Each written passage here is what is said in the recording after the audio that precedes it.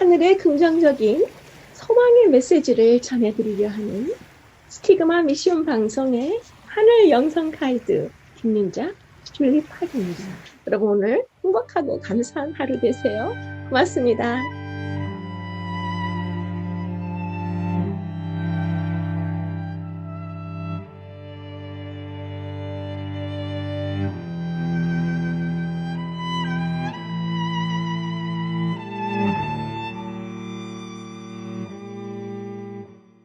오늘 제 4과는 너의 하나님 여호와를 사랑하라 라는 제목으로 공부하시겠습니다. 드디어 이스라엘 민족의 쉐마하고 관련된 신명기 6장 4절과 5절을 공부하시는 시간인데요. 오늘 배우시는 4과의 주제 성경절, 기억절인 신명기 6장 5절은 신명기 전체의 가장 중요한 주제 성경절이기도 하고 또 성경 전체에서 가장 명언으로 꼽힌다고 이미 말씀을 드렸습니다. 그러면 신명기 6장 4절부터 보실 텐데요. 오늘 첫째 소재를 다 포함해서 기억절을 묵상해 보도록 하겠습니다. 이스라엘아 들으라. 우리 하나님 여호와는 오직 유일한 여호와시니 내 여기에서 이스라엘아 들으라. 쉐마 이스라엘을 외치면서 하나님이 우리 존재와 모든 것의 근원이시고 기초이신 것, 그리고 온 우주와 세상에 우리 자신을 만드신 단 한 분의 유일신, 단 하나의 단일신인 것을 강조하고 있습니다. 우주에는 중력 상수들이 있어요. 만유 인력 상수나 뉴턴 상수와 같은 그런 강하고 약한 핵 파워와 관련된 다양한 상수들이 15개나 작용하고 있죠. 이러한 상수들 가운데서 어느 하나가 100만 분의 1, 경우에 따라서는 1000억 분의 1만큼이라도 틀어지면 지금 우리가 보는 우주는 사실상 존재할 수가 없는 것입니다.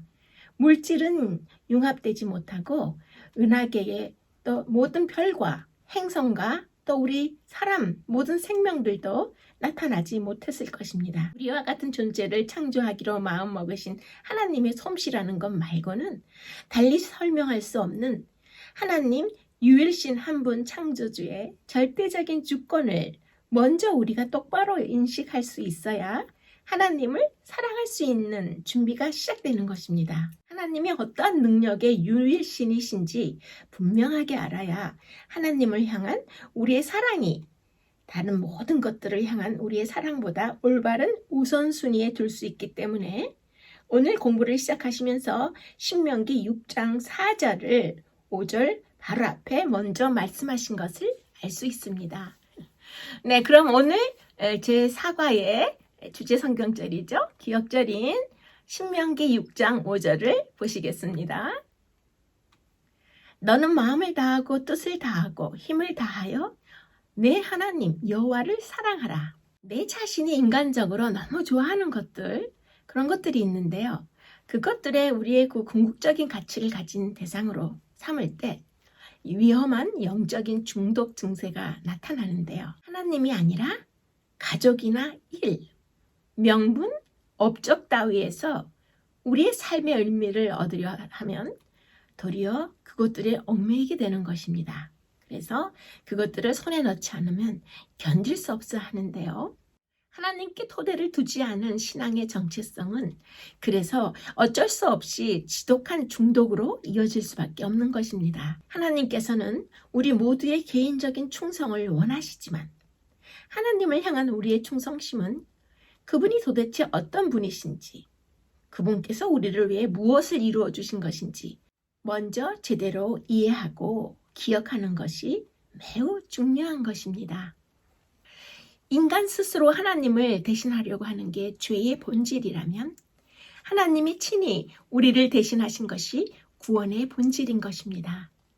인간은 오로지 하나님이 계셔야 할 마땅한 자리에 자신을 앉히려고 했고 또 하나님께서는 당연히 우리가 있어야 할 자리로 친히 들어가신 것입니다.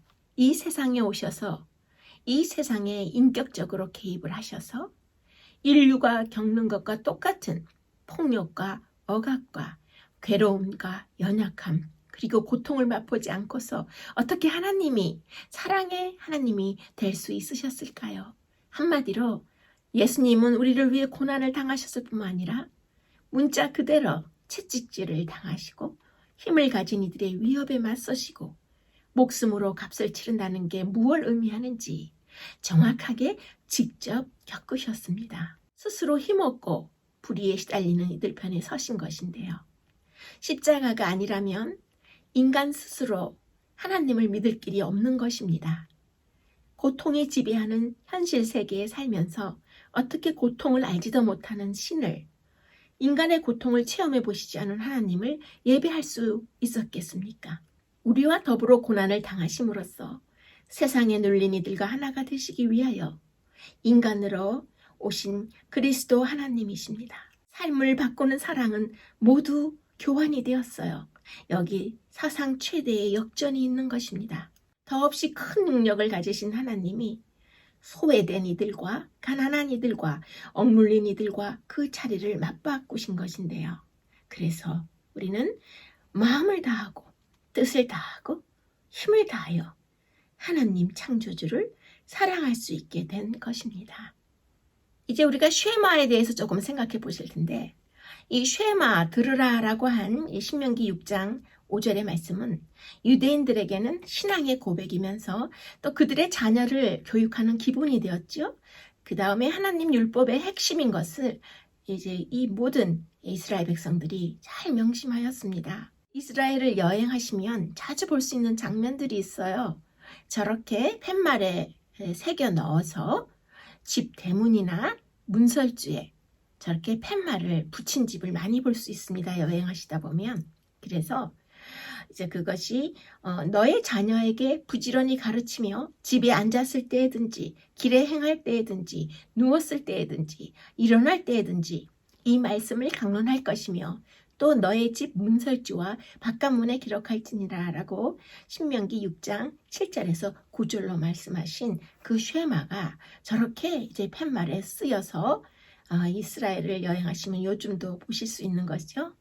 이제 그 다음에 보시면은 또 제일 바깥 때문에 저렇게 이제 돌과 나무에 새겨서 문패에 놓는 것에 붙여놓은 모습을 종종 보실 수가 있어요. 후일에 이스라엘 자손들이 우리 하나님 여호와의 명하신 증거와 말씀과 규례와 법도가 무슨 뜻이냐고 물을 때에 그들의 부모들은 하나님께서 그들을 인도하신 은혜로운 역사를 반복하여 말하면서 여호와께서 어떻게 그들을 구원하사 그들로 당신의 율법을 지키게 하셨는지를 말해야 했던 것입니다. 이것이 이제 쉐마를 기억하게 하고 쉐마를 통한 이스라엘 백성들의 교육이었죠.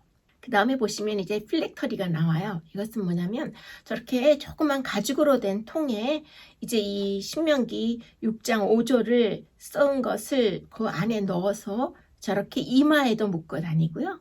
그 다음에 팔에도 저렇게 가죽끈 속에 그 신명기 6장 4절과 5절 그 쉐마를 다 이렇게 새겨놨어요. 그것을 저렇게 팔에다 묶고 또 이마에다 필렉터리를 달고 신명기 6장 5절을 암송하는 히브리인들을 여행하시다 보면 보실 수 있습니다. 이런 모습이 잘 모르는 분들이 보면 좀 우스꽝스럽게 보이겠지만 또 유대인들은 이렇게 그 기도문을 가지고 기도할 때도 저렇게 필렉터리를 이마에다가 두르고 또 팔에는 또 저렇게 또 그 쉐마를 쓴 저 가죽끈을 저렇게 메고 하나님에 대해서 생각하는 것을 방해받지 않기 위해 이렇게 눈을 가린 채 쉐마를 암송하고 쉐마를 묵상하는 모습을 히브리인들 사이에서 여행하시다 보면 자주 보실 수 있는 모습입니다. 이렇게 목걸이를 또 쉐마를 이렇게 기록한 것을 많이 목에다 걸고 다니고요. 또 반지에도 저렇게 쉐마링을 만들어서 신명기 6장 5절의 말씀을 저렇게 반지로 새겨서 많은 그 히브리인들이 손가락에 끼고 다니고 또 목에다 목걸이를 걸고 다니는 모습을 여러분들이 이스라엘 가셔도 보실 수 있고 또 미국 내에서도 히브리인들이 많이 모인 곳에 가시면 저런 목걸이와 반지를 착용하고 있는 히브리인 남녀를 쉽게 볼 수 있습니다. 그런데 이렇게 그 쉐마와 관련된 이런 그 사진 설명을 들으시다 보면 여러분들이 반드시 질문하시는 게 있을 거예요. 그런데 그 남자분들이 유대인들 머리에 동그란 거 쓰고 다니는 건 뭘까? 궁금해 하실 수도 있겠죠? 네, 지금 사진에 보시면 이것이 바로 정통 유태인 남자애들이 언제 어디를 가든지 머리 위에 얹고 다니는 키파라는 물건이에요. 언뜻 보면 작은 헝겊 조각을 얹어 놓은 것 같은 이 모자를 유태인들은 어려서부터 항상 쓰고 다니도록 교육을 받죠. 특히 전통을 중요시하는 유태인 그룹인 다띠들은 더더욱 이 키파를 매우 소중히 여깁니다. 이 작은 헝겊 모자를 유태인 남자들은 어느 곳에나 쓰고 다녀요. 학교나 단체들이 운동회를 할 때 유태인들은 달리기를 할 때도 이 헝겊 모자를 머리에 쓰고 뛰고 또 목욕을 할 때도 그 모자를 벗지 않아요. 심지어 공중탕 안에 들어와서 몸을 물속에 담그고 있을 때도 그 모자는 여지없이 그들의 머리 위에 놓여 있죠. 그래서 머리까지 물속에 푹 담그지 않는 것이 이들의 특별한 목욕법입니다. 지금 이 사진에서는 랍비들이 그 중절모를 쓰고 있는 모습 보시죠. 저 모자를 쓰고 있는 분들은 랍비들인데요. 때로는 이제 이 모자들 속에 그 키파를 먼저 쓰고 그 위에 저렇게 중절모를 쓰는 것입니다. 그래서 이 사진에서는 이제 랍비 선생님이 유대인 소년들을 데리고 이제 뭔가 열심히 가르치고 있는 모습이에요. 그런데 그 소년들이 다 키파를 쓰고 있죠. 이 모습에서도 개구장이 천진난만한 유대인 소년들이 이렇게 키파를 쓰고 다니는 모습은 이스라엘을 여행하시다 보면 골목골목에서 자주 보실 수 있고 또 미국에서도 유대인들이 많이 살고 있는 동네에 가시면은 이렇게 어린 소년들도 키파를 쓰고 함께 다니는 모습을 쉽게 볼 수 있죠. 네, 지금 이 모습은 이스라엘 사해 근처의 엔게디라는 지역의 모습이에요. 여기는 이렇게 뜨거운 온천이 저렇게 땅속에서 흘러나오고 또 폭포로도 내려오고 또 이렇게 아주 그 조용한 곳에 그 유대인들이 좀 휴식을 취할 수 있는 그런 유명한 유황 온천과 또 진흙 머드팩으로 유명한 것이죠. 그래서 특별히 이런 곳에 가면 이제 온천욕을 즐기러 온 이스라엘 유대인 남자들의 모습도 쉽게 눈에 띄는데요. 이제 그 다음 사진에 보시면 여기가 바로 사회와 맞닿은 엔게디 지역의 그 해변의 모습인데 여기에 이제 진흙 머드가 굉장히 많아요. 그래서 이곳을 찾는 유대인 남자들은 대부분 머리에 이렇게 작은 헝겊으로 된 키파 모자를 쓰고 이 바다에 들어가는 것을 볼 수 있어요. 솔직히 모자를 쓰고 다닌다고 하기보다는 손바닥 크기의 이런 동그란 헝겊을 머리 위에 얹고 다니는 표현이 옳겠지만 또 사우나나 목욕탕에 들어갈 때도 반드시 속옷을 입고 다녀야 합니다. 그래서 한국의 대중 목욕탕이나 그 사우나처럼 속옷까지 훌러덩 벗고 들어갔다가는 유태인들의 몰매를 맞거나 손가락질을 받기가 십상이죠. 유대인 남자들이 그토록 키파에 애정을 쏟는 이유는 이것을 통해서 소중한 교훈을 아이들에게 가르칠 수 있기 때문입니다. 신명기 11장 12절에 보시면 내 하나님 여호와의 눈이 항상 그 위에 있느니라 라고 말씀하고 계신데요. 언제 어디를 가든지 이 키파를 머리 위에 쓰고 다니면서 언제 어디서나 나보다 더 높은 존재 하나님께서 지켜보고 있다는 것을 잊지 않는다는 의미입니다. 그렇게 함으로써 항상 나보다 더 나은 어느 존재, 즉 나보다 훨씬 이전부터 나를 만드시고 나를 사랑하시는 창조주 하나님께서 존재해 계신다는 사실을 인정하고 좀 더 겸손하게 살 수 있도록 하는 것, 바로 그것이 어려서부터 나보다 다른 사람을 높게 여길 줄 알도록 가르치는 이렇게 키파를 머리에 쓰고 다니도록 하는 유태인 부모들의 지혜인 것입니다. 네, 사진을 통해서 간접 경험하셨습니까? 이제 둘째 소재, 하나님을 경외한다는 것이란 내용을 공부하시는데 특별히 이 둘째 소재에서는 에베소서 2장에 중요한 말씀들이 있어요. 그것을 먼저 보시도록 하겠습니다. 하나님이 우리를 사랑하신 그 큰 사랑을 인하여 허물러 죽은 우리를 그리스도와 함께 살리셨고 또 함께 일으키사 그리스도 예수 안에서 함께 하늘에 앉히시니 에베소서 2장 4절에서 6절 말씀이죠. 복음은 다른 누군가를 주인공으로 지어낸 감동적인 사연이 아닙니다. 복음은 우리 자신의 진짜 이야기인 것입니다. 우리가 그 이야기 속에 실제로 등장하는 것이지요. 예수님은 비행 청소년과 같은 처지인 우리를 구원하시기 위해 인간의 명성과는 견줄 수 없을 만큼 크고 소중한 것들을 포기하셨습니다. 너희가 그 은혜를 인하여 믿음으로 말미암아 구원을 얻었나니 이것이 너희에게서 난 것이 아니요 하나님의 선물이라. 행위에서 난 것이 아니니 이는 누구든지 자랑치 못하게 함이니라. 에베소서 2장 8절에서 9절 말씀이죠. 친히 감옥으로 찾아오셔서 구원받고자 하는 뜻조차도 없는 우리와 자리를 맞바꾸신 것입니다. 예수님이 우리를 위해 자신을 내어주시고 기꺼이 처지를 바꿔주셨음을 깨닫고 나면 우리가 하나님을 경외하고 싶은 마음이 매우 자연스럽게 우리 마음 깊은 곳에서부터 솟구쳐 오를 것입니다. 네, 자 그러면 지금은 이제 둘째 소재의 본론 성경절인 신명기 10장 12절을 또 잠시 보시도록 하겠습니다. 이스라엘아, 내 하나님 여호와께서 내게 요구하시는 것이 무엇이냐? 내 하나님 여호와를 경외하며 그를 사랑하며 마음을 다하고 성품을 다하여 내 하나님 여호와를 섬기고. 하나님을 경외한다는 것은 우리를 죄에서부터 구원하시기 위해 인간의 자리와 자리바꿈하신 하나님께 경배와 존경을 돌려드리는 것입니다. 하나님의 권위와 하나님의 능력과 정의와 의로우심을 우리의 연약한 본성과 비교해서 전적으로 그리고 진심으로 하나님을 존경하고 사랑하는 것이 매우 자연스럽게 또 당연하게 자발적인 우리의 의지로서 우리의 매 순간 순수한 반응으로 나와야 한다는 것을 지금 신명기 10장 12절에서 말씀하고 계시는 것입니다. 그러면 이제 둘째 소재의 적용의 질문을 보시면 하나님을 경외한다는 것의 참된 의미를 그대의 삶에 어떻게 적용하시겠습니까? 라고 묻고 있죠. 그래서 우리 마음속에 하나님보다 더 사랑하는 비밀스러운 것을 하나씩 이제 제거해 나감으로써 하나님을 경외하는 의미를 적용하는 우리 삶의 스텝이 되지 않을까 그렇게 생각을 하는데요. 그러면 이 질문을 대답하시기 위해서 중요한 신명기 4장 24절을 보시겠습니다.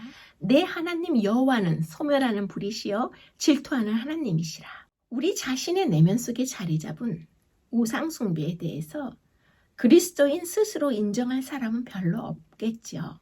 그러나 우리 영혼이 집이라고 가정한다면 우리 영혼의 집 속에 있는 방마다 구석마다 우상이 세워져 있다고 하셨습니다. 하나님의 지혜보다 자기 지혜를, 하나님의 뜻보다 자기 갈망을, 하나님의 영광보다 자기 평판을 더 중요시하는 것인데요. 하나님과의 관계보다 인간관계를 더 중요하게 여기는 경향도 있는데 이 모든 것이 우상 숭배인 것입니다. 많은 사람들이 자기 자신이 싫어하고 혐오하는 사람들과 그 대상을 자신도 모르게 자꾸 마음속으로 생각하면서 가짜 우상이 되기도 하는데요. 모든 인간의 마음은 우상을 대량 생산하는 공장인 것입니다. 그러면 신명기 5장 7절을 보시면 나 외에는 위하는 신들을 내게 있게 말지니라 라고 말씀하고 계시죠. 우상을 그냥 없앨 수는 없고 그냥 없애려고 뿌리 뽑으려 하면 우상이 되살아나기가 쉬워요. 그 우상 자리에 다른 것을 대신 들여놓는 것이 가장 해결이 좋은 방법인데요. 그 다른 것이란 무엇일까요? 물론 하나님이십니다. 하지만 여기에서 말하는 하나님이란 그분의 존재를 믿는 막연한 신념이 아니죠. 그래서 우리에게 정말 필요한 것은 하나님과 생생하게 만나는 그런 경험이 필요한데요. 우리 마음속 우리의 우상 자리에 하나님을 대신 모실 때에 하나님으로 대처하지 않으면 계속 또 다른 우상만 바뀔 뿐 우리 마음속에는 늘 우상이 존재하기 때문에 하나님을 우리의 마음속에 모시는 것이 매우 중요한 것입니다. 마가복음 1장 11절에 보시면 너는 내 사랑하는 아들이라 내가 너를 기뻐하노라 라고 말씀하셨어요. 이 말씀은 여러분들이 잘 아시는 대로 하나님 아버지께서 예수님께 직접 하신 말씀인데요. 우리 모든 분들에게도 그렇게 말씀하시는 하나님을 우리가 직접 만나야 하는 것입니다. 성령으로 말미암는 그 복이 이제 그리스도를 통해서 우리 것이 되는데요. 이것만이 우상숭배를 퇴치하는 묘약인 것입니다. 가짜 신들에게, 나의 가짜 우상들에게 이제 결별을 선언해야 하는 것입니다. 참 하나님으로 우리 마음속에 그 우상 자리가 대체되지 않으면 계속 내 마음속의 우상의 대상만 바뀔 뿐 우리는 변화하지 않을 것입니다. 이제 신명기 5장 9절을 보시면 그것들에게 절하지 말며 그것들을 섬기지 말라라고 말씀하고 계세요. 우상이란 하나님만이 주실 수 있는 것을 얻고자 우리가 의지하는 다른 대상입니다. 교리적인 진리가 거짓 신의 지위로 격상하게 되면 종교 공동체 안에서도 우상 숭배가 널리 퍼지게 됩니다. 하나님 앞에서의 신분을 그분과 그분의 은혜에 의존하기보다는 그냥 우리가 믿는 교리의 정확성에 의존하게 되면 그렇게 되는 것이죠. 내 자신이 믿는 그 교회의 교리와 견해가 옳다고 믿는 우월감에 빠지게 되면 잠언이 말하고 있는 거만한 자가 된다는 것입니다. 우리 재림교회 내에서도 평신도와 지도자를 막론하고 우리 교리에 대한 우월감이나 자만심 때문에 거만한 자가 되어 있는 모습도 우리가 자주 볼 수 있습니다. 교회 공동체 내의 어떤 우상 숭배는 사역의 성과와 그리고 각자 받은 은사를 이렇게 가짜신 우상으로 둔갑시키기도 합니다. 우리가 내년 1기에 히브리서를 배우실 예정인데요. 특별히 히브리서 1장에 보시면 천사 숭배 사상을 경고하는 내용이 나오죠. 그래서 교회 내에, 초기 교회 내에서도 이렇게 사역의 성과와 은사를 우상화시킴으로써 결국 이제 3세기, 4세기에 가서 캐톨릭이 등장하면서 성인 숭배를 하고 마리아를 숭배하고 천사를 숭배하고 교황 무호서를 주장하는, 그렇게 기독교를 강타하는 타락한 모습이 나타나게 되는 것입니다. 그러면 이제 셋째 소재에 그가 먼저 우리를 사랑하셨다는 내용이 아주 중요한 내용이 나옵니다. 그래서 또 요한일서 4장 19절을 보셔야 되겠죠. 우리가 사랑함은 그가 먼저 우리를 사랑하셨습니다. 하늘의 영광스러운 사령관이신 하나님의 아들은 타락한 인류를 불쌍히 여기셨습니다. 잃어버린 세계에 임할 화가 그분 앞에 떠오를 때 그분의 마음은 무한한 동정심으로 감동되셨어요. 깨어진 하나님의 율법은 죄인의 생명을 요구하였고 온 우주에서 사람을 위하여 이 요구를 만족시킬 수 있는 분은 한 분밖에 없었습니다. 하나님의 율법은 하나님 자신처럼 거룩함으로 하나님과 동등하신 분만이 통치하실 수 있었던 것입니다. 그리스도 밖에는 아무도 타락한 인류를 위해서 율법의 저주에서 속량하여 하늘과 조화시킬 수 없었던 것입니다. 빌립보서 2장 8절을 보시면 자기를 낮추시고 죽기까지 복종하셨으니 곧 십자가에 죽으심이라 라고 말씀하고 계셔요.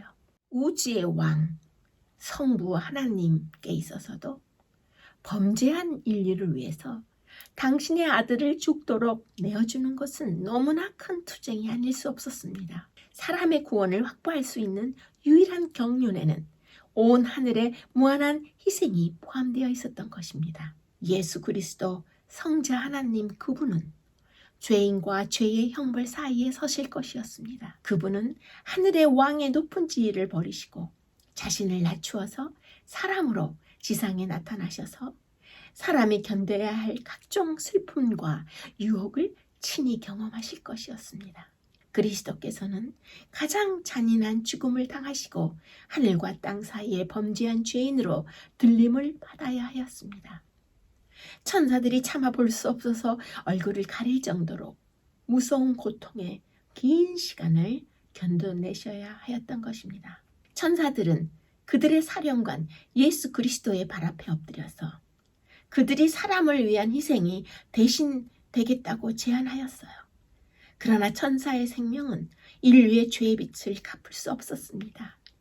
사람을 창조하신 분께서만 인간을 속량하실 수 있는 능력이 있으셨습니다. 천사들은 그들이 보게 될 어떤 일에든지 그것을 막으려고 개입해서는 안 될 것이었습니다. 그리스도께서 악인들의 조롱과 모욕을 감수하시는 것은 구속의 경륜의 한 부분이었고, 그리스도께서는 사람의 구주가 되셨을 때 이 모든 것에 동의하신 것입니다.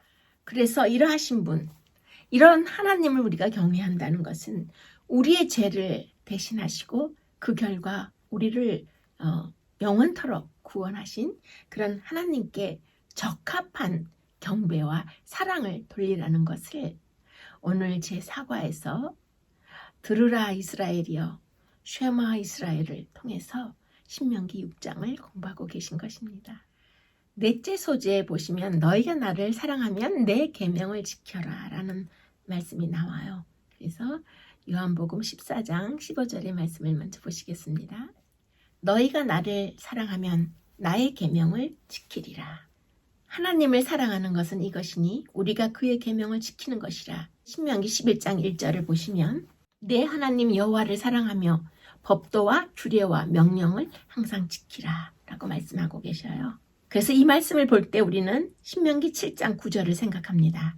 너는 알라 오직 내 하나님 여호와는 하나님이시요 신실하신 하나님이시라. 그를 사랑하고 그 계명을 지키는 자에게는 천대까지 그 언약을 이행하시며 인애를 베푸시되. 네, 그럼 이 넷째 소재의 적용의 질문을 보시면 올바른 동기를 가지고 하나님께 순종하기 위해서 버려야 할 생각이 무엇인가요? 라고 묻고 있죠. 여러분들이 잘 아실 거예요. 하나님께 대한 사랑을 바탕으로 하지 않을 경우에 우리가 한 모든 하나님의 율법에 대한 순종이 다 율법주의, 형식주의가 될 수 있다는 것이죠. 그래서 우리는 항상 하나님의 말씀을 순종할 때 내가 순종한 이러한 대가들로 인해서 내가 구원을 받는다고 생각하시지 말고 내가 아무리 순종을 할지라도 내가 하나님 앞에 용납되고 구원받는 것은 오직 예수 그리스도께서 우리를 위해 치르신 죽음의 희생 때문에 우리가 구원받을 수 있는 것을 잊지 말라고 말씀하시는 것이죠. 우리가 하나님의 계명에 대한 순종은 하나님께서 이렇게 우리에게 베푸신 거의 불가능한 구원을 예수님의 죽음을 통해서 이루어 주심으로써 우리가 너무 기쁘고 감사해서 자발적인 우리의 순수한 동기와 의지로 하나님의 계명에 순종하는 것이 우리의 반응이지 그것 때문에 구원받는 것이 아니라는 것을 한번 다시 확신하게 생각하셨으면 좋겠습니다.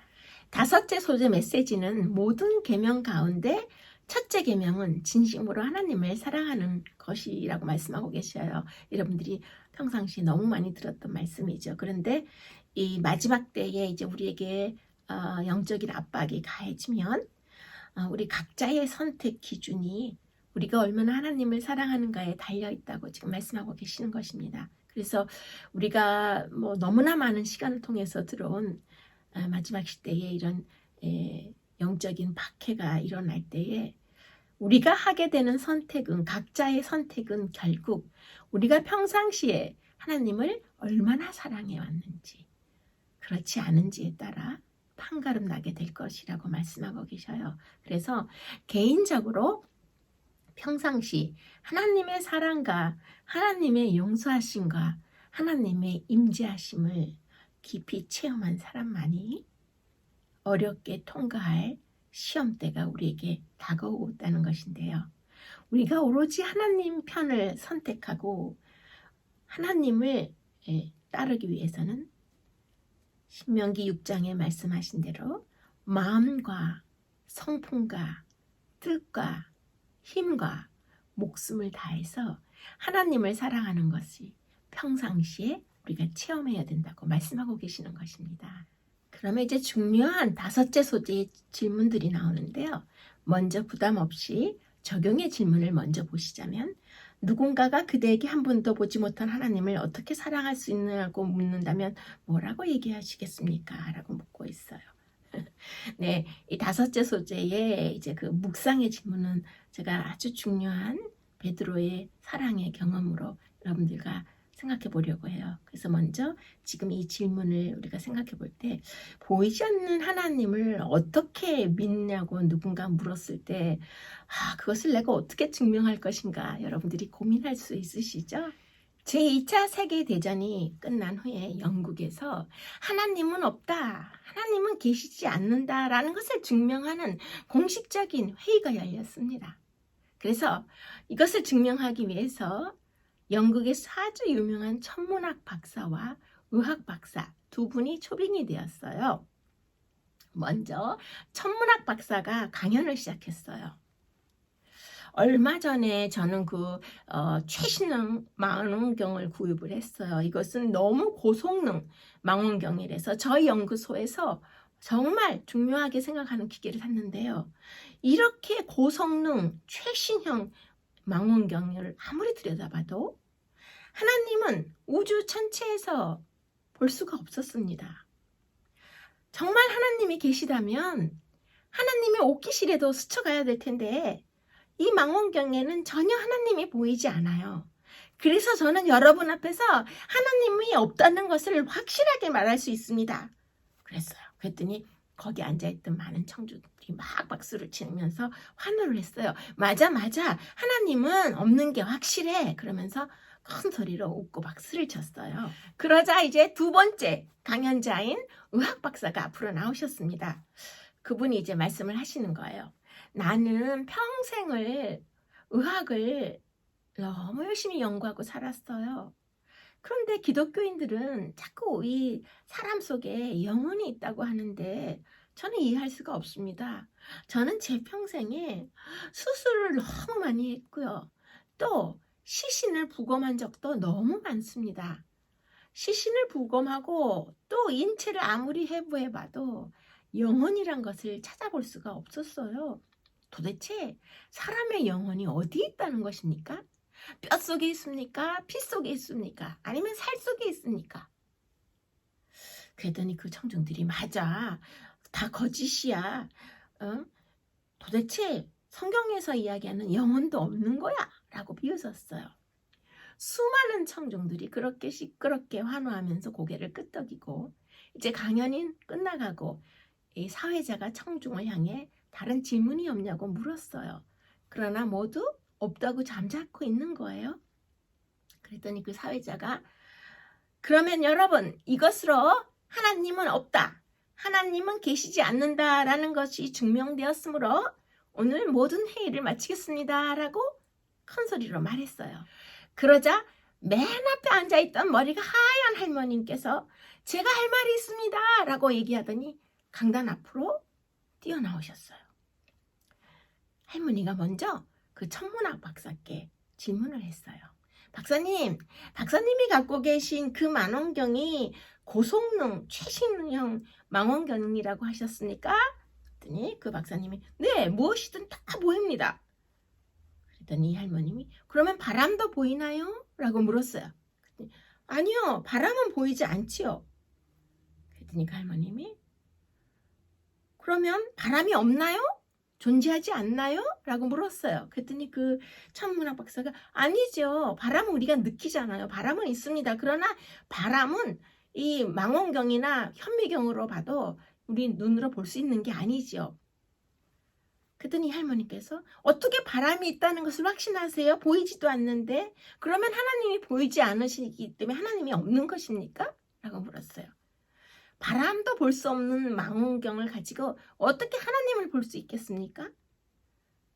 이 말에 천문학 박사는 아무 말도 못하고 가만히 있었어요. 이제 의기양양해진 이 할머님께서 의학 박사를 향해서 또 질문을 던졌어요. 혹시 박사님은 부인이 있습니까? 아내가 있나요? 그랬더니 그럼요. 제 아내도 있고 사랑하는 자녀들도 있습니다. 제가 제 아내와 자녀들을 무척 사랑합니다. 라고 대답했어요. 그래요? 그러면 수술할 때 쓰는 칼을 좀 주세요. 제가 지금 박사님 몸을 좀 해부해서 그렇게 아내와 자식을 사랑하는 그 사랑이 몸 안에 어디에 있는지 제가 좀 살펴봐야 되겠습니다. 라고 말씀하시는 거였어요. 그러시면서 그 너무나 깜짝 놀란 그 의학 박사를 쳐다보면서 도대체 박사님이 생각하는 그 부인과 자녀들에 대한 사랑이 어디 있습니까? 그것이 뼛속에 있습니까? 박사님의 살 속에 있습니까? 박사님의 피 속에 있습니까? 도대체 박사님이 말하는 그 사랑이 어디에 있는 것이죠? 그 의학 박사도 아무 말을 할 수가 없었어요. 그래서 하나님이 없다고 증명하기 위해 모인 이 회의가 완전하게 하나님이 살아계신다는 것을 증명하게 되었고, 돈 한 푼 들이지 않고 대대적인 전도회를 한 것처럼 그런 결과를 얻었고, 많은 매스컴이 이 회의 내용을 서로 앞다투어 다루면서 영국 내에서 큰 화제를 일으킨 그런 회의가 된 것입니다. 일반 사람들은 불교는 매우 합리적인 종교라고 생각들을 합니다. 도저히 이해할 수 없는 일들이 벌어지면 모두 전생에 업이겠거니 생각을 하고, 그렇게 설명하고 이해를 하면 마음이 편해지죠. 전생에 지은 죄가 많은 탓에 이 생에서 이렇게 고생을 하는구나 라고 생각하고, 어려운 이해 못할 일이 생길 때마다 그냥 포기하고 다음 생을 기억하면서 체념하며 마음 편히 살아가는 것입니다. 그런데 기독교는 모든 일이 하나님의 뜻이라고 생각하는데요. 우리 인간의 두뇌로는 믿음이란 게 그렇게 합리적으로 쉬워 보이진 않습니다. 이 말은 믿음이 비합리적이라는 뜻이 아니라 하나님이 인간 사고 체계와 그 한계를 훨씬 뛰어넘어 존재하시는 분이라는 뜻입니다. 그래서 우리는 믿음을 어떻게 해서든 합리적으로 그렇게 설명하고 이해를 하고, 주위의 분들에게도 하나님을 그렇게 설명하고 싶지만, 믿음은 우리에게 있는 것이 아닙니다. 원인과 결과가 모두 하나님께 있듯이 우리 인간이 가질 수 있는 믿음도 하나님께서만이 주실 수 있는 것입니다. 보이지 않는 하나님을 어떻게 믿고 사랑하냐고 누군가 질문을 하면, 우리는 십자가의 죽음으로 우리 앞에 서셔서 우리를 구원하신 그 우리 눈에 보이지는 않지만 너무나 확실하게 존재하시는 하나님의 사랑으로 그 대답을 여러분들께서 확고하게 내려야 하실 것입니다. 이제 5째 묵상의 질문이 오늘 여호와를 사랑하라는 이 사과의 가장 중요한 질문이 되겠습니다. 마지막 때 하나님과 세상 사이에서 우리의 선택을 좌우하는 결정적인 요소는 무엇일까요? 라고 묻고 있어요. 마지막으로 우리가 오늘 이 교과 시간에 차분하게 깊이 생각을 해보실 텐데요. 예수님께서 십자가에 죽으신 후에 예수님을 배반했던 베드로는 너무나 큰 고통 속에 있었어요. 우리가 잠시 그 베드로를 따라가 보도록 하겠습니다. 하나님을 사랑하라는 쉐마 이스라엘의 오늘 사과 주제의 이 마지막 호소를 이제 베드로의 모습 속에서 우리 함께 생각해 보도록 하겠습니다. 돌아가시기 전에 예수께서 제자들을 갈릴리에서 만나기로 약속하셨었어요. 그리고 또 예수님께서 돌아가신 후에 그 무덤 앞에 천사가 예수님이 갈릴리 바닷가에 나타나시라고 제자들에게 알려주었던 것을 여러분들이 많이 들으셨을 거예요. 6월절 주일이 끝난 직후에 제자들은 그곳으로 발길을 돌렸어요. 부활하신 예수님을 그곳에서 만나기 위해서 이제 갈릴리 바닷가로 간 것인데요. 베드로가 주님을 부인한 것은 그가 전에 충성을 고백했던 사실과 비교할 때 너무나 부끄러운 일이었습니다.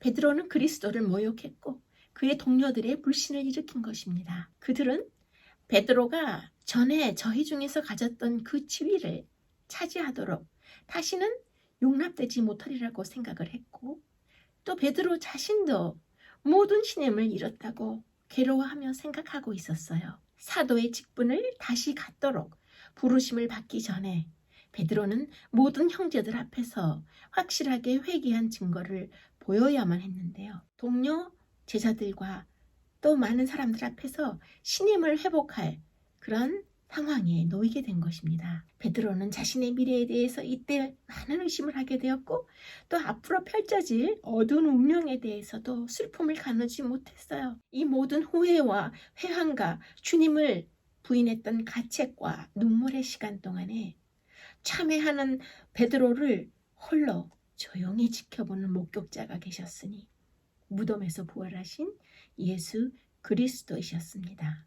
베드로가 그의 형제들의 신임을 회복하고 될 수 있는 대로 빨리 그가 복음에 끼쳤던 모욕을 제거할 수 있는 기회를 주시기 원하셨던 그리스도께서는 부활하신 후의 모습으로 이렇게 갈릴리 바닷가에서 제자들과 함께 조용히 잡수시고 또 말씀을 나누셨습니다. 구주께서는 베드로와 그의 형제들을 돌아보며 요한의 아들 시몬아, 내가 이 사람들보다 나를 더 사랑하느냐고 물으셨고, 전에 베드로는 다 주를 버릴지라도 나는 언제든지 버리지 않겠나이다고 장담했었지요. 그는 이 질문에 주여 그러하외다, 내가 주를 사랑하는 줄 주께서 아시나이다라고 외쳤습니다. 그러자 예수께서는 내 양을 먹이라고 그에게 명령하시고 곧바로 다시 요한의 아들 시몬아, 내가 나를 사랑하느냐라는 처음 하셨던 말씀을 반복하시면서 베드로에게 또다시 질문하셨습니다.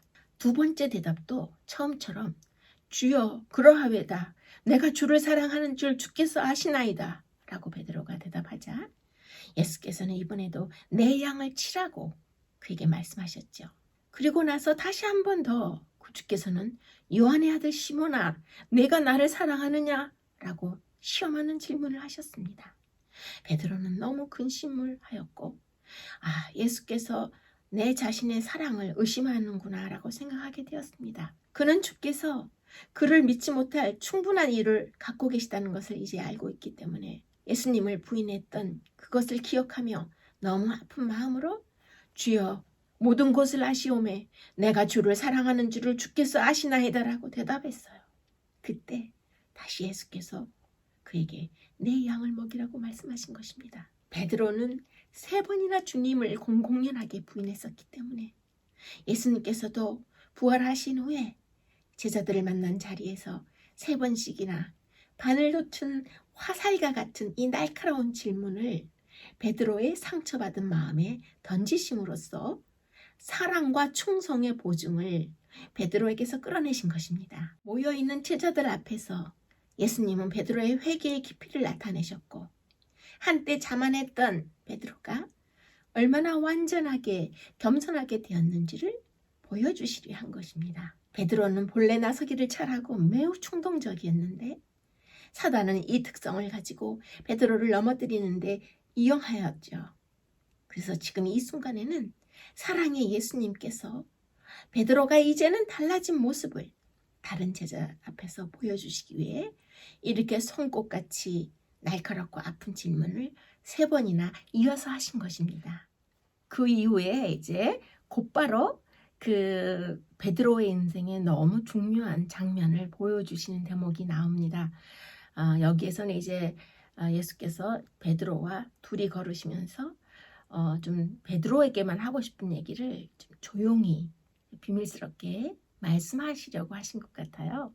젊어서는 내가 스스로 띠띠고 원하는 곳으로 다녔거니와 늙어서는 내 팔을 벌리리니 남이 내게 띠띠우고 원치 아니하는 곳으로 데려가리라.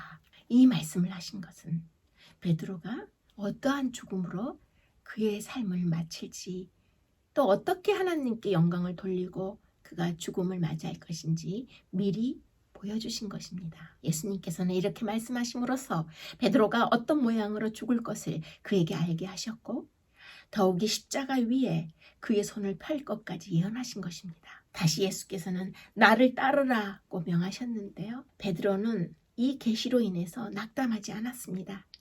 그는 주를 위하여 어떤 죽음으로라도 기꺼운 마음으로 감사하겠다고 이미 결심하고 있었습니다. 이제는 예수님을 인성을 입으신 그리스도가 아닌 우주의 위대한 하나님으로서 사랑하게 된 것입니다.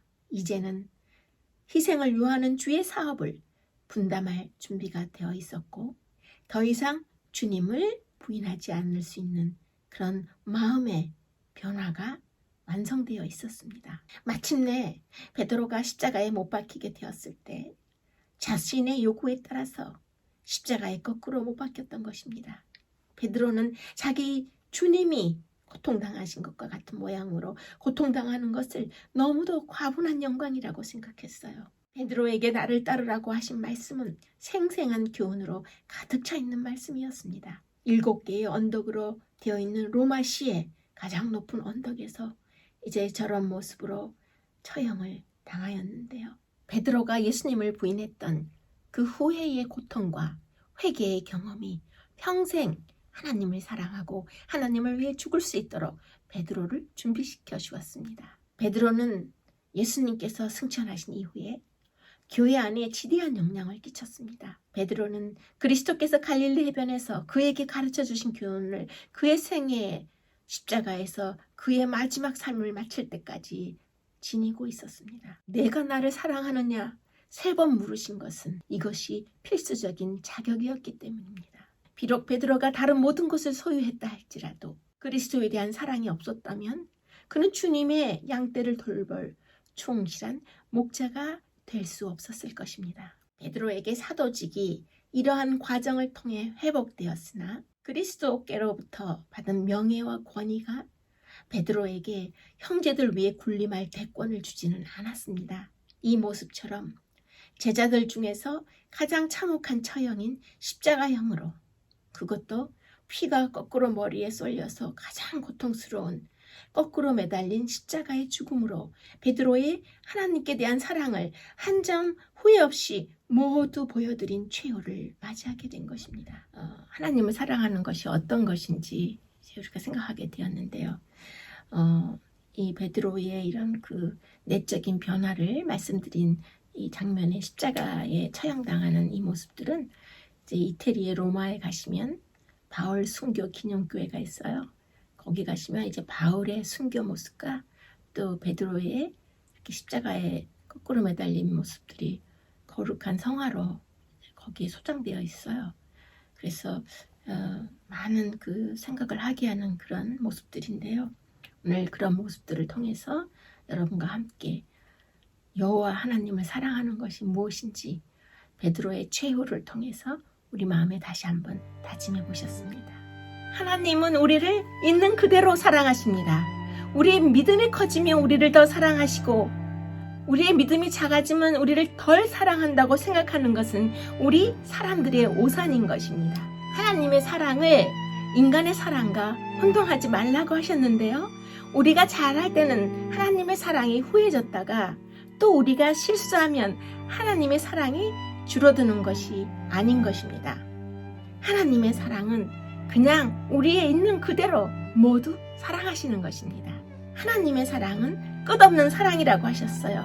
우리가 그분을 상대하지 않고 그분을 간혹 무시하고 그분의 호소에 태자를 놓고 그분을 멸시하고 불순종한다 할지라도 하나님의 사랑은 변하지 않습니다. 하나님의 사랑은 우리가 실패한다고 덜 사랑하시고 우리가 성공한다고 더 사랑하시는 그런 것이 아닙니다. 하나님의 우리를 향한 사랑은 그냥 있는 그대로 변치 않는 끝없는 사랑인 것입니다.